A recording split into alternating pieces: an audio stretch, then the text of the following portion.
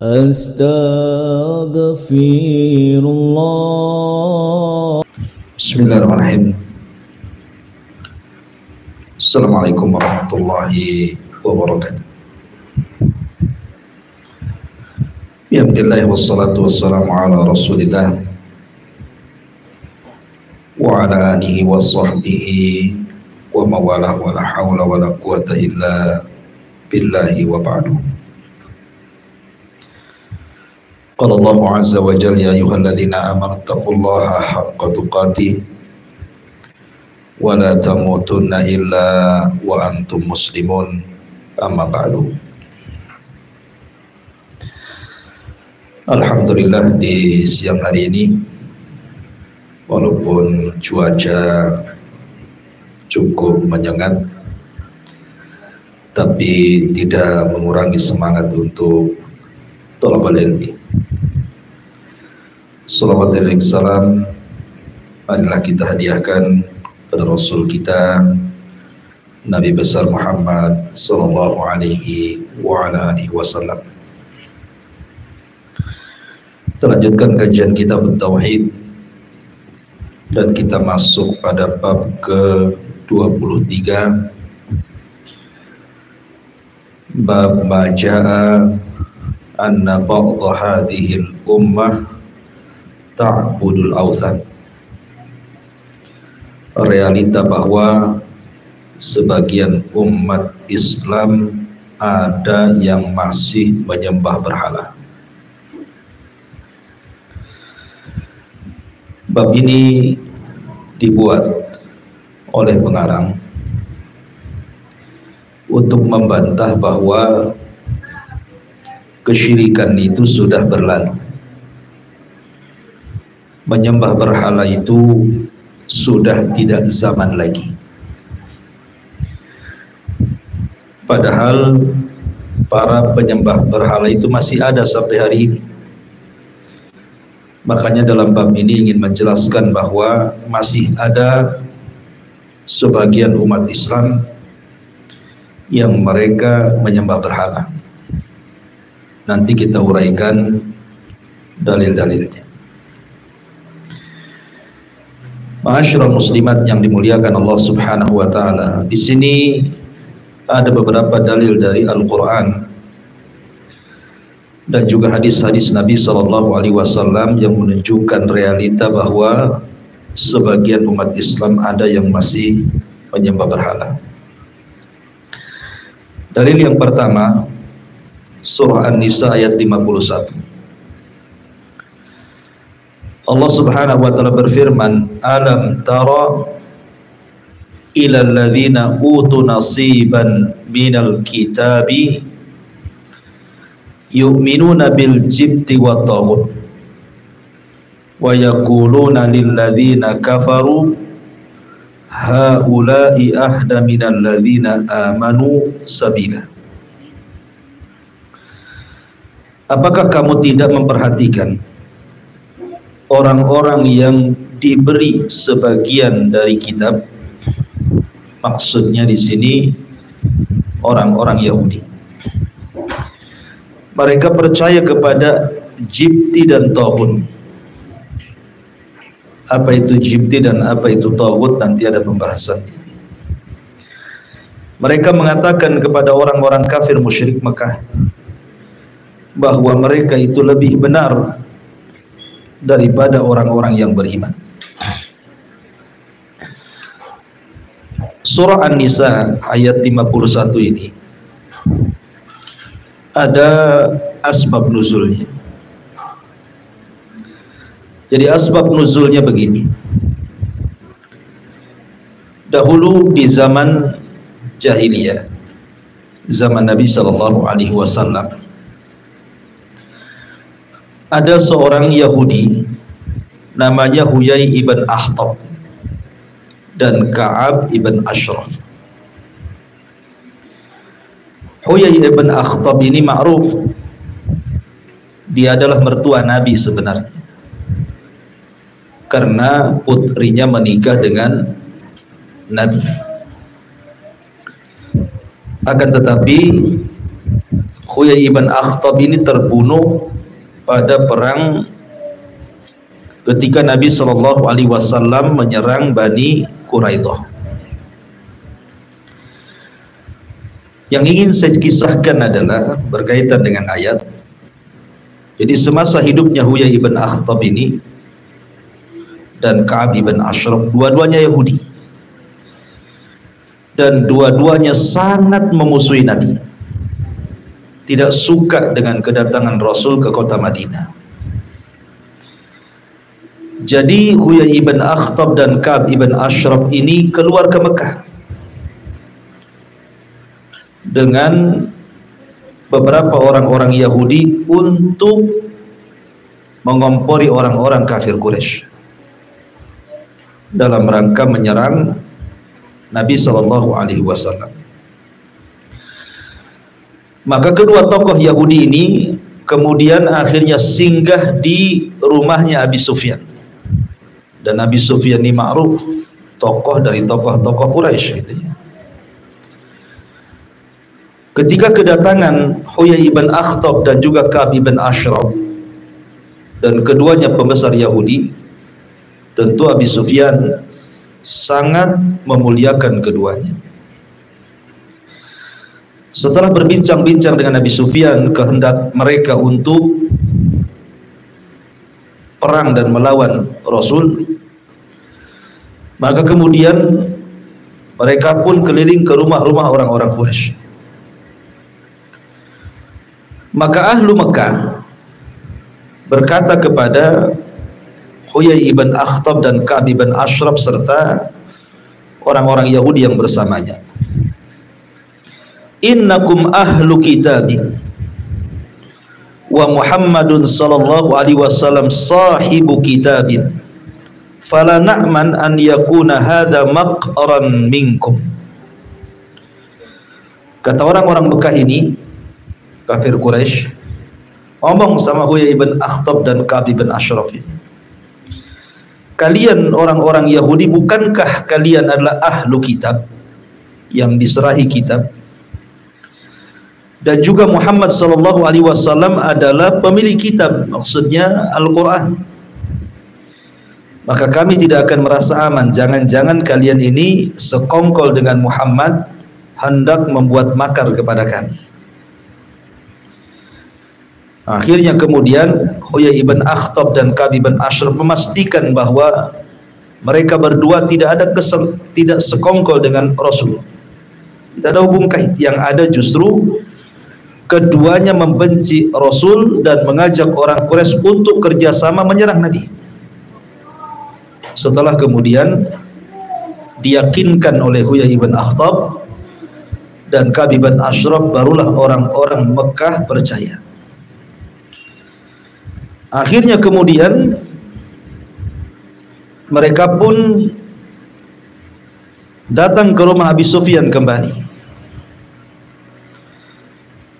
Kemudian Abi Sufyan ketika itu ngomong di hadapan Huyai ibn Akhtab dan juga Ka'ab ibn Ashraf Yahudi ini, kalian ini umat yang membaca kitab,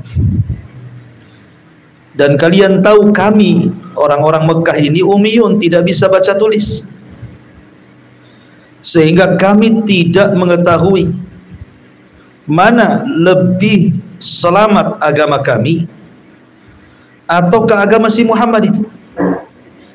Kira-kira menurut kalian berdua, wahai Huyai ibn Akhtab dan Ka'ab ibn Ashraf, kira-kira nih agama kami dan agama Muhammad itu bagus mana? Akhirnya kemudian Huyai ibn Akhtab mengatakan, seperti apa agama kalian? Maka Abi Sufyan mengatakan, kami selalu menjamu para haji, orang-orang yang haji ke Mekah, kami jamu mereka, kami beri mereka minuman air susu, kami juga hormati tamu-tamu yang datang ke Mekah, kami berusaha untuk silaturahim, memakmurkan Baitullah, kami juga tawaf. Sementara Muhammad itu justru mereka membawa agama yang memecah belah, memutus silaturahim, tidak mau berdekatan dan memuliakan haram, dan begitu seterusnya, pokoknya dijelek-jelekan. Tiba-tiba Ka'ab mengatakan, antum wallahi ahda sabilan mimma alaihi Muhammadun sallallahu alaihi wasallam. Sungguh kalian orang-orang musyrik lebih berpetunjuk, lebih selamat, lebih mulia agamanya dibandingkan agama Muhammad. Maka setelah ucapan Ka'ab ini turunlah ayat surah Al-An'am yang kita baca ayat 51. Jadi Allah Subhanahu wa taala berfirman, alam tara ilal ladzina utu nasiban. Tidakkah kau lihat orang-orang yang diberikan nasib, bagian minal kitab, dari kitab, maksudnya Taurat, orang-orang Yahudi. Yu'minuna bil jibti wa taghut. Mereka beriman kepada jibti dan taghut. Apa itu jibti? Jibti itu ada yang mengatakan dua, jibti dan taghut itu ada yang mengatakan dua berhala Quraisy. Tapi ada juga yang mengatakan jibti itu sihir dan taghut adalah syaitan.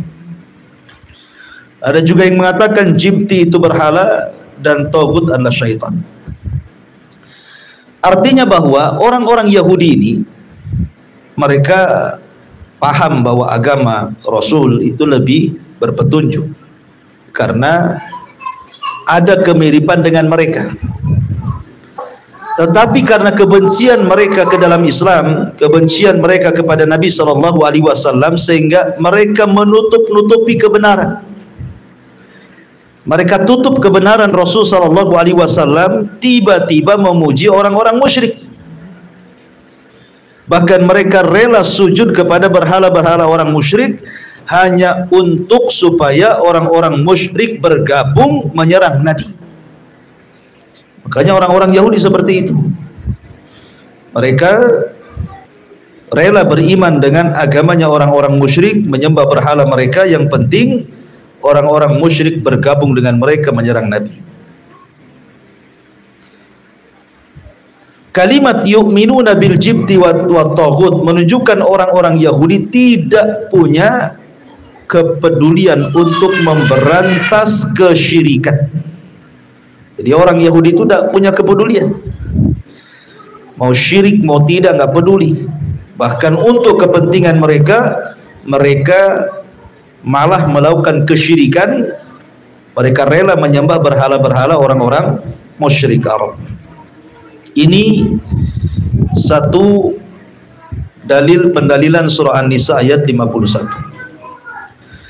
Kemudian surah Al-Maidah ayat 50. Lebih terang lagi. Qul hal unabbiukum bisyarri min dzalika mathubatan 'indallah man la'anahu Allah wa ghadiba alaihi wa ja'ala minhumul qiradata wal khanazira wa abada taghut.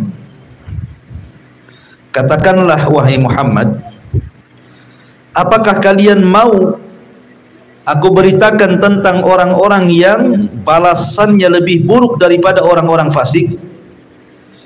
Di sisi Allah Subhanahu wa taala, mereka adalah orang-orang yang dikutuk dan dimurkai Allah.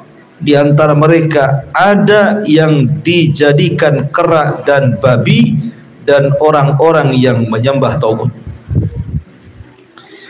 Perhatikan ayat ini, surah Al-Maidah ayat 60. Surah Al-Maidah ayat 60 ini, surah Al-Maidah ayat 60 ini, jadi Nabi sallallahu alaihi wasallam, kok jadi pasar gini ya? Coba perhatikan ya, ini nggak fokus kalau ributnya. Jadi sini Allah Subhanahu wa taala ketika mengatakan qul hal unabbiukum bisyarri min dzalika matsubatan indallah, Katakan, apakah kalian mau kuberitakan tentang orang-orang yang balasannya lebih buruk daripada orang-orang fasik? Jadi orang-orang Yahudi di zaman itu, mereka selalu merendahkan orang-orang yang beriman karena keimanan orang-orang itu kepada Allah. Orang Yahudi tidak suka, sehingga suka melecehkan orang-orang yang beriman, dan terkadang juga melecehkan Al-Quran, kitab yang turun dari langit. Bahkan mereka juga mengatakan kepada Rasul dan para sahabatnya, kami tidak mengetahui agama yang lebih sedikit bagiannya di dunia dan di akhirat kecuali kalian, dan kami tidak mengetahui agama yang lebih buruk dibandingkan agama kalian. Jadi itulah pelecehan orang-orang Yahudi kepada orang-orang Islam di zaman Nabi SAW, menghina gitu ya, bahwa kami tidak mengetahui agama yang lebih sedikit bagiannya di dunia dan akhirat kecuali kalian, dan kami tidak mengetahui agama yang lebih buruk dibandingkan agama kalian. Lah, ucapan mereka itu dibantah oleh Allah. Qul, katakan ya Muhammad, apakah kalian mau kuberitahu tentang orang-orang yang balasannya lebih buruk daripada orang-orang fasik? Di sisi Allah Subhanahu wa ta'ala, mereka adalah orang-orang yang dikutuk, man la'anahullah, orang-orang yang dilaknat, wa ghadiba alaihi, dan orang-orang yang dimurkai Allah, wa ja'ala minhumul qiradata wal khanazir wa abadat taghut, dan Allah jadikan mereka kera-kera dan juga babi-babi dan orang-orang yang menyembah tagut. Ma'asyiral muslimat yang dimuliakan Allah Subhanahu wa ta'ala, kita tahu bahwa umat Yahud adalah umat yang dimurkai Allah Subhanahu wa ta'ala. Makanya dalam surah Al-Fatihah Allah Subhanahu wa ta'ala mengatakan ghairil maghdub, bukan jalannya orang-orang yang dimurkai, waladhdallin, dan bukan jalannya orang-orang yang tersesat. Ketika Allah Subhanahu wa ta'ala murka kepada orang Yahudi dan juga mengutuk orang-orang Yahudi, sebagian mereka pernah dikutuk oleh Allah Subhanahu wa ta'ala jadi kera dan babi. Isyarat kepada mana? Isyarat kepada kisah Ashabu Sabti. Jadi ketika orang-orang Yahudi itu melanggar ketentuan hari Sabtu, bahwa mereka tidak boleh melanggar ketentuan hari Sabtu untuk penangkapan ikan, dan mereka disuruh untuk fokus beribadah kepada Allah Subhanahu wa ta'ala, rupanya sebagian mereka melanggar. Akhirnya kemudian Allah kutuk menjadi kera-kera dan babi-babi. Ada yang mengatakan bahwa kera itu kutukan Allah kepada orang Yahudi, babi itu kutukan Allah kepada orang Nasrani, di zaman ketika sebagian orang Nasrani tidak taat dengan Isa bin Maryam. Jadi ada sekelompok Nasrani membangkang ajaran Isa, kemudian mereka dikutuk jadi babi. Tapi ada juga yang mengatakan kera dan babi pun pernah dikutukkan Allah kepada Bani Israel. Kenapa kemudian mereka kemudian diberikan kutukan seperti itu? Kayak wa abadat taghut, karena mereka menyembah taghut, menyembah syaitan, menyembah sesembahan selain daripada Allah Subhanahu wa ta'ala. Syahidnya wa abadat taghut, dan orang-orang yang menyembah taghut, mereka dikatakan oleh Allah Subhanahu wa ta'ala akan mendapatkan balasan yang lebih buruk daripada balasan kepada orang-orang fasik di sisi Allah Subhanahu wa ta'ala. Seperti Allah akan melaknatnya, Allah akan murka kepada mereka, dan di dunia mereka sudah dikutuk menjadi kera dan babi dan para penyembah berhala. Ini surat yang kedua Al-Maidah ayat 60. Kemudian surah Al-Kahfi ayat 21. qala alladziina ghalabu ala amrihim lanattakhidanna 'alaihim masjidan. Ayat ini lengkapnya begini. Kadzalika a'tsarna 'alaihim liya'lamu anna wa'dallahi haqq wa anna as-sa'ata la raiba fiha id yatanaza'una bainahum amrahum faqala ubnu 'alaihim bunyanan rabbuhum a'lamu bihim qala alladziina ghalabu 'ala amrihim lanattakhidanna 'alaihim masjidan. Dan demikianlah kami perlihatkan manusia dengan mereka agar mereka tahu bahwa janji Allah itu benar dan bahwa kedatangan hari kiamat tidak ada keraguan padanya. Ketika mereka berselisih tentang urusan mereka, maka mereka berkata, dirikanlah sebuah bangunan di atas gua tersebut. Tuhan mereka lebih mengetahui tentang mereka. Orang-orang yang berkuasa atas urusan mereka berkata, kami akan mendirikan sebuah rumah ibadah di atasnya. Ayat ini adalah cerita tentang Ashabul Kahfi. Jadi kita tahu bahwa Ashabul Kahfi itu di era Dicyanus, rajanya yang namanya Dicyanus itu raja Romawi kala itu raja zalim, rajanya suka nyembah berhala. Jadi ketika Dicyanus ini raja Romawi membuat acara, dan dalam acara itu ada berhala yang harus disembah, maka anak-anak para pejabat yang tahu itu adalah kesyirikan, mereka tidak mau, sehingga mereka tidak mau ikut acara. Ketahuanlah mereka tidak taat dengan Dicyanus rajanya. Akhirnya mereka pun diberi waktu 3 hari untuk bertobat dan kembali menyembah berhala. Tapi 3 hari itu kemudian digunakan untuk kabur. Maka anak-anak muda itu kabur, kemudian masuk ke dalam gua dan ditidurkan 3 abad lebih. Lah setelah kemudian ditidurkan 3 abad lebih, otomatis dinasti Dicyanus ini sudah berlalu dan sudah diganti rajanya dengan raja yang lain yang jauh lebih soleh dibandingkan Dicyanus, raja yang baik dan beriman kepada Allah Azza wa Jalla. Lah ketika itu anak-anak muda ini dibangunkan oleh Allah Subhanahu wa taala setelah 3 abad lebih ditidurkan itu. Kemudian salah seorang mereka kemudian hendak membeli makanan dengan uang yang mereka pegang. Rupanya uang tidak sama dengan uang di zamannya.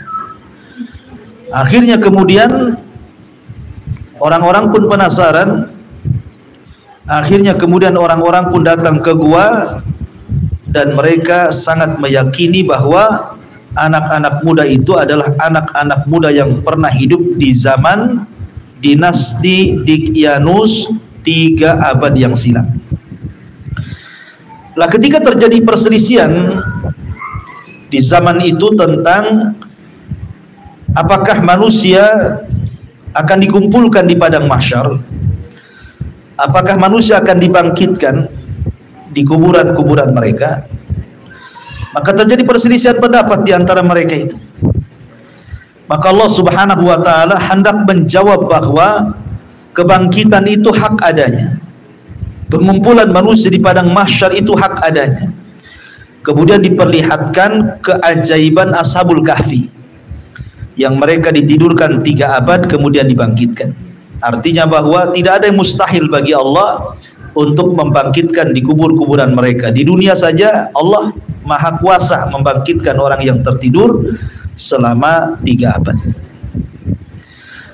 Lah akhirnya kemudian mereka pun mengagungkan anak-anak muda. Ketika anak-anak muda Ashabul Kahfi ini meninggal, maka sebagian orang-orang mengatakan, bagaimana kalau seandainya kita bangun saja di depan guanya itu adalah masjid, tempat ibadah. qala alladziina ghalabu ala amrihim lanattakhidanna 'alaihim masjidan. Di orang-orang yang beriman kala itu yang berkuasa atas urusan mereka berkata, sungguh kami akan dirikan sebuah rumah peribadatan di atas gua itu, depan pintu gua surah Al-Kahfi itu.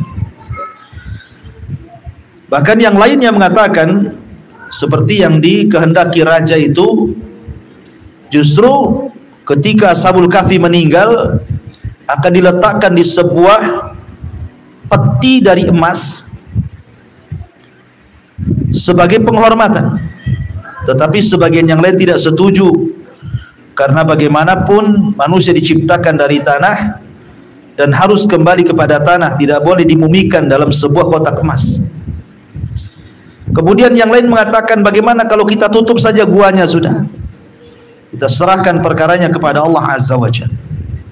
Intinya bahwa ada perkataan para pejabat Romawi kala itu yang mengatakan,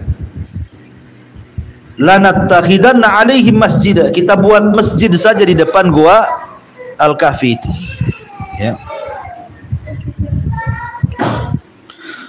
Jadi sebagian orang kemudian berdalil dengan kisah Ashabul Kahfi ini, bolehnya membangun bangunan di atas kuburan, bolehnya membangun masjid di atas kuburan, gitu ya. Berdalil dengan Ashabul Kahfi, di mana para penguasa di zaman itu mendirikan masjid di depan pintu gua yang terkubur padanya Ashabul Kahfi. Maka kalau sekarang kemudian membangun masjid di atas kuburan, kemudian sholat di atas, menghadap kuburan atau sholat di atas kuburan atau meminta-minta ke kuburan, itu tidak ada masalah. Dalilnya tentang kisah Ashabul Kahfi. Maka dijelaskan oleh para ulama, ini tidak benar pendalilan seperti ini. Pendalilan seperti ini tidak benar. Kenapa? Pertama, ini syariatnya syariat dulu, bukan syariat kita. Syariat dulu mungkin sah-sah saja kan itu. Syariat kita tidak boleh. Karena Nabi Shallallahu Alaihi Wasallam bersabda, ala wa inna man kana qablakum yattakhiduna qubur anbiya'ihim masajid fa inni anhaakum an dzalik. Ingatlah bahwa umat sebelum kalian, mereka mengambil kuburan nabi-nabi mereka sebagai masjid. Maka aku larang kepada kalian tentang itu.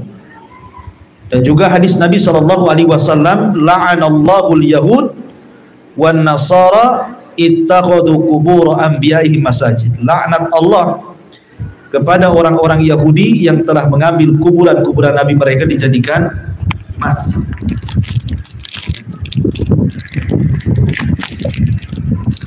Asyrul muslimat yang dimuliakan Allah Subhanahu wa taala. Jadi pendalilan kemudian menjadikan kuburan dijadikan tempat ibadah, tempat sujud, tempat ruku, tempat nazar dengan kisah Ashabul Kahfi, ini tidak dibenarkan. Karena syariatnya berbeda, syariat mereka dengan syariat kita. Taib, dari uraian 3 ayat yang kita bahas ini, pertama surah An-Nisa 51 menceritakan tentang hobinya orang-orang Yahudi dengan kesyirikan. Begitu juga surah Al-Maidah gitu ya. Kemudian surah Al-Kahfi 21 menceritakan tentang pembangunan tempat ibadah di kuburan Ashabul Kahfi. Ini kan kisah-kisah orang-orang dulu ya. Bagaimana dengan kisah-kisah umat sekarang? Maka Abu Sa'id Al-Khudri radhiyallahu anhu menuturkan, la tattabi'unna sunana man kana qablakum hadwal quddati bil quddah hatta law dakhulu juhra dhabbin la dakhaltumuhu qalu ya Rasulullah al yahud wan nasara qala faman. Sungguh engkau akan mengikuti tradisi umat-umat sebelum kalian, tahap demi tahap, hingga kalaupun mereka masuk ke lubang dhab biawak yang ada di padang pasir sekalipun, niscaya kalian akan ikut memasukinya. Para sahabat bertanya, wahai Rasulullah, apakah umat-umat terdahulu itu adalah orang-orang Yahudi dan Nasrani, maka Rasul mengatakan, lantas siapa lagi kalau bukan mereka? Artinya bahwa tradisi kesyirikan yang pernah berlaku di zaman dulu yang dilakukan orang-orang Yahudi, orang-orang Nasrani ataupun orang-orang musyrik, itu akan terulang di zaman setelah Rasulullah SAW meninggal. Dengan cara apa? Dengan cara mencontoh mereka. Kesyirikan yang mereka perbuat juga akan dibuat oleh umat ini. Kemungkaran yang mereka buat akan dibuat juga oleh umat Islam, maksudnya seperti itu. Karena di sini Nabi SAW menjelaskan bahwa Nabi SAW memprediksikan umatnya itu mereka akan mengekor kepada Yahudi dan Nasrani dalam segala hal.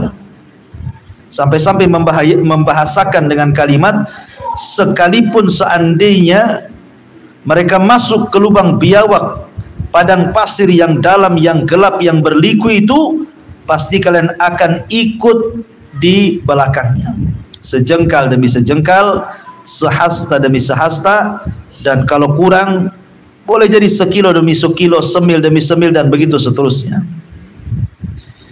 Dan hari ini kita bisa saksikan bagaimana umat Islam itu berusaha untuk meniru orang-orang kafir dari segala hal, mulai daripada akhlak.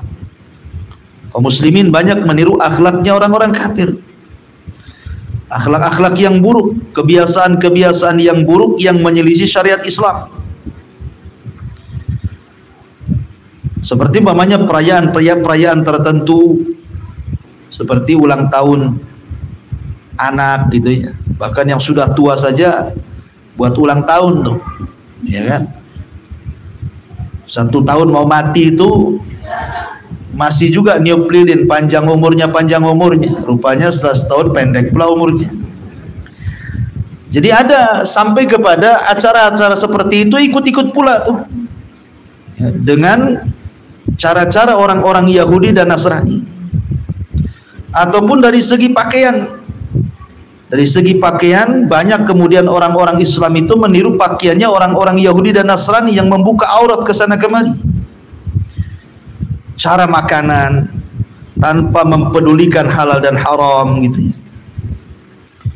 Kemudian juga cara-cara yang lainnya, termasuk juga cara-cara kesyirikan atau yang mengarah kepada kesyirikan, seperti umpamanya berlebihan terhadap orang-orang soleh sehingga sampai mengagungkan mereka dan mensejajarkan dengan Tuhan, atau berlebihan ketika bicara tentang kuburan sampai memewahkan kuburan, menembok, mengerami, memarmer, dibuatnya pula di atasnya kibab gitu ya, rumah-rumah kuburan, ataupun menjadikan kuburan-kuburan itu dibangun di atasnya masjid-masjid, padahal tidak boleh seseorang sholat menghadap kuburan gitu ya.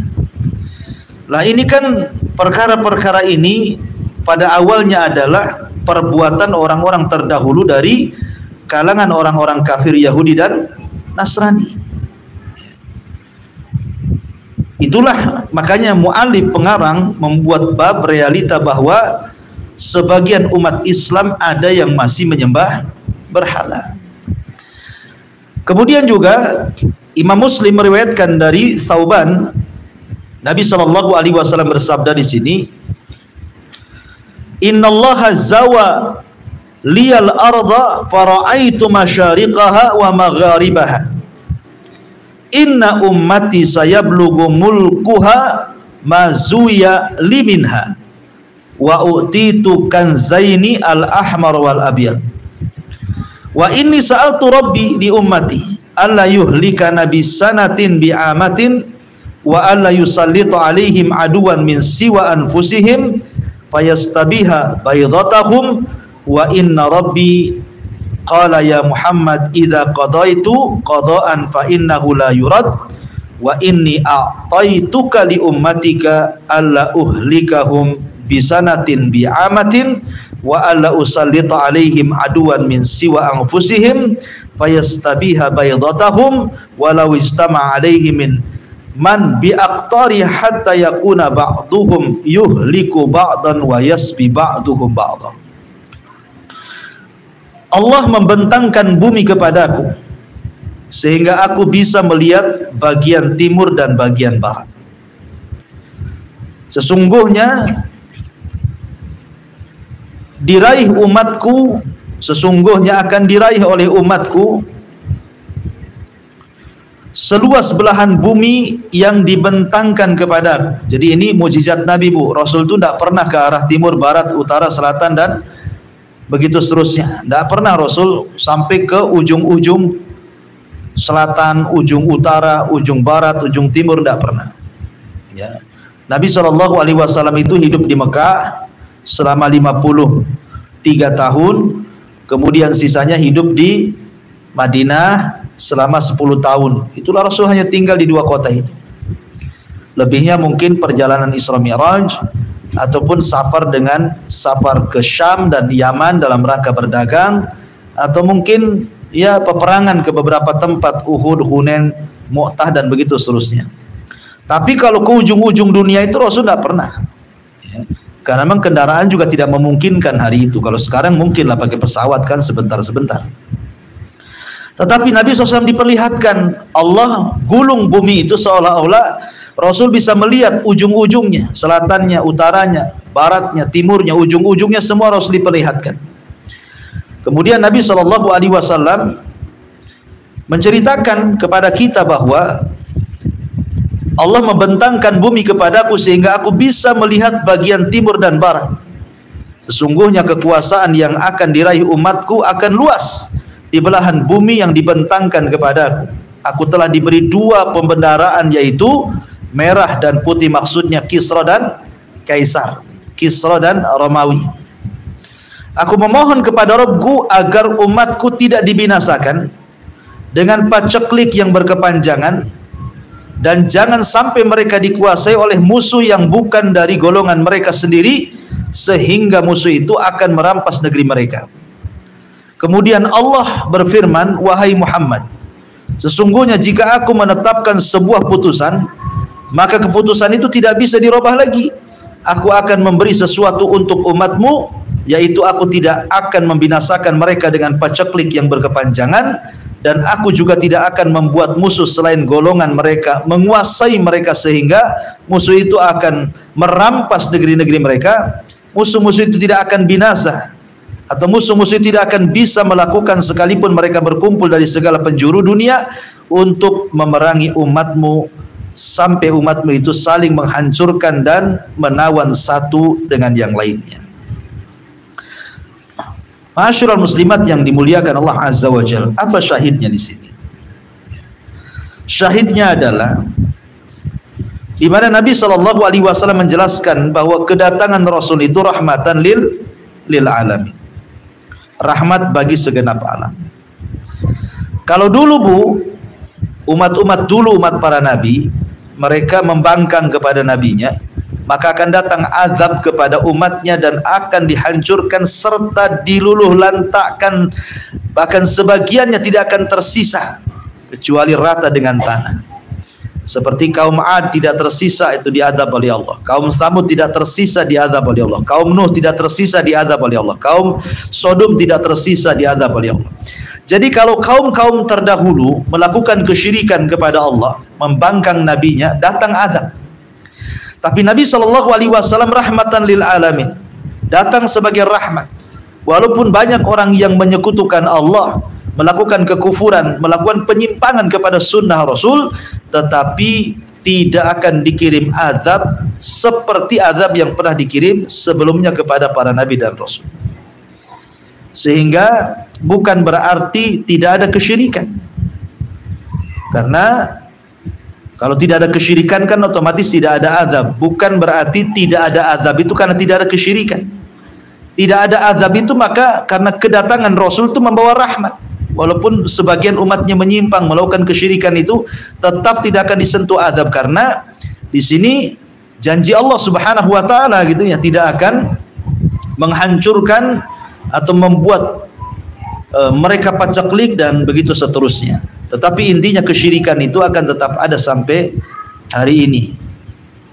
Kemudian hadis yang terakhir, wa innama, diriwayatkan dari Al-Baihaqi dalam kitab sahihnya dengan tambahan, wa innama akhafu ala ummatil a'immatal mudhillin wa idza waqa alaihimus sayfu la yurfa ila yaumil qiyamah wa la taqumus hatta yalhaq hayyun min ummati bil musyrikin wa hatta ta'buda fi'amun min ummatil awthan wa annahu sayakunu fi ummati kadzabuna thalathuna kulluhum yaz'amu annahu nabiyyun wa ana khatamun nabiyyin la nabiyya ba'di wa la tazalu ta'ifatu min ummati 'alal haqq mansuratun la yadhurruhum man khadalahum hatta ya'tiya amrullah tabaraka wa ta'ala. Sesungguhnya yang aku khawatirkan dari umatku, kata Rasul, adalah para pemimpin-pemimpin yang bersilat lidah dan bisa menyesatkan. Apabila pertumpahan darah telah terjadi dalam umatku, maka tidak akan berakhir sampai kiamat.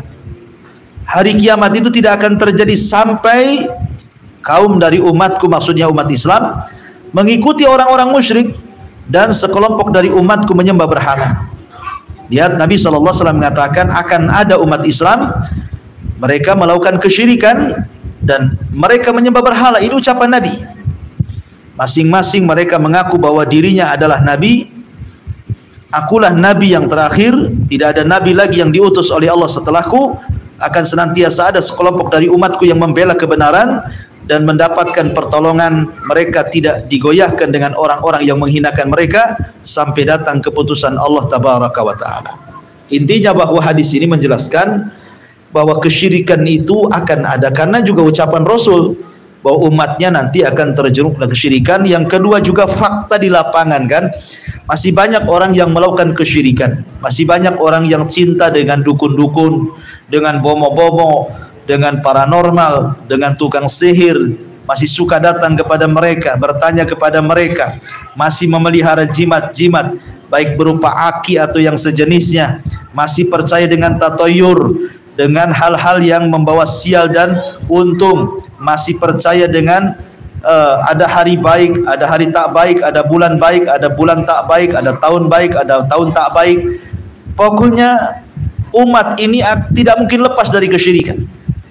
Dan tentu syirik ini juga adalah warisan umat-umat terdahulu dari kalangan Yahudi dan Nasrani dan orang-orang musyrik. Oleh karena itulah maka mu'alif rahimahullah ta'ala ingin menjelaskan bahwa kesyirikan itu masih ada, para penyembah berhala itu masih ada. Maka dari situ tebalkan akidah, jangan sampai kemudian kita tidak mengenal akidah yang benar, akhirnya kemudian syirik dianggap tauhid dan tauhid dianggap syirik karena kejahilan kita kepada tauhid. Oleh karena itulah mempelajari tauhid itu penting supaya bisa membedakan mana musyrik, mana muwahhid, mana kafir, mana mukmin, mana yang taat, mana yang bermaksiat kepada Allah Subhanahu wa taala. Oleh karena itulah maka waspadalah, jangan sampai terjerumus kepada kesyirikan tanpa sadar. Makanya ada doa yang selalu dibaca Rasul supaya kita terhindar dari kesyirikan.